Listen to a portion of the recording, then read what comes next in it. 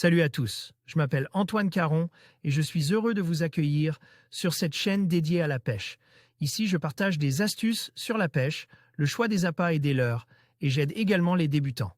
Abonnez-vous pour rester toujours au courant. Et maintenant, passons au sujet du Écoutez jour. cet article. Un prédateur par excellence, le wahoo, peut se pêcher proche des côtes sur des fonds de 15 à 100 mètres, tout comme au large dans le Grand Bleu ou encore autour des DCP, dispositifs à concentration de poissons. Évoluant souvent proche de la surface, son régime alimentaire est varié: petit thon, bonite, calamar, poisson volant et toutes les autres espèces qu'il pourrait trouver sur son passage. Extrêmement rapide, le wahoo peut atteindre des pointes à plus de 80 km/h.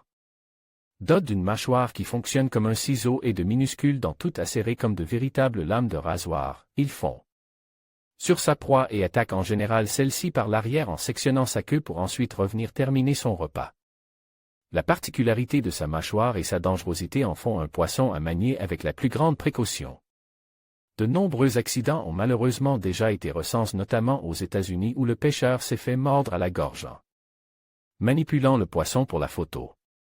Pêcher le wahoo sur l'île de la Réunion. Autour de la Réunion, nous remarquons les wahoos, ou communément appelés thon banane, de passage qui se déplacent en gros bancs autour du mois de septembre.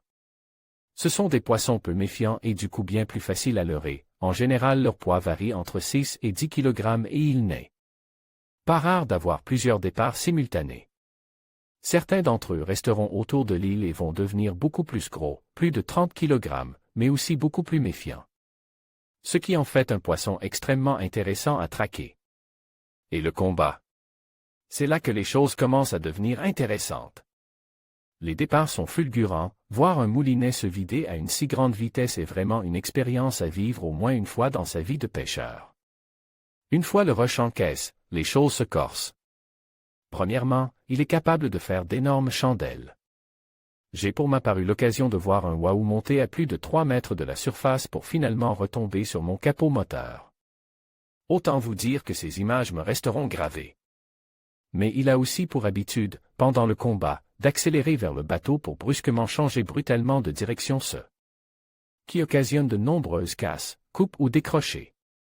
Vous l'aurez compris, c'est un poisson formidable et en même temps technique à pêcher, offrant des sensations extrêmes. Il saura mettre vos compétences à rude épreuve.